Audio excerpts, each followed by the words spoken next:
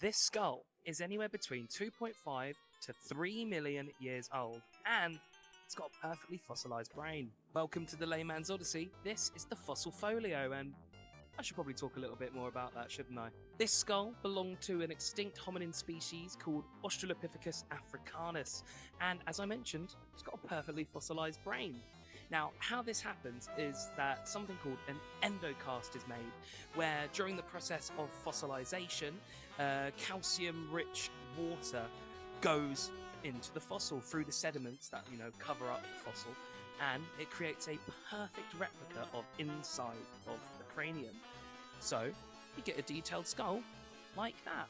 That's a detailed skull, a detailed brain. Now, since the endocast is highly, highly detailed, they were able to scan it and get this. Look at that. It's so complex.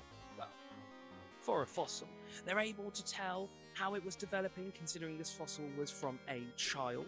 And they did find that it wasn't developing just like how humans were, but it wasn't exactly in line with apes, or at least modern apes, compared to chimpanzees and bonobos, our closest relatives, by the way, at least living. Now, this is a recreation of what the Taung child must have looked like.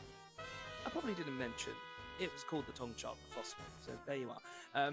They use really, really complex techniques to be able to do this. Layers upon layers upon layers, and hours and hours and hours of work to be able to create something that looks realistic. Now, because the fossil was a child, or at least the specimen was a child, typically with apes and even monkeys, the children tend to look more human-like than the adults do, so it's still debatable on just how human-like it would have looked, but just from the Taung child here, you can see the resemblance. Also know how the Taung child met their maker. You see, these marks in the skull here, well, in the eyes, they're from talons from a giant bird of prey. It's what the arrows are pointing to there.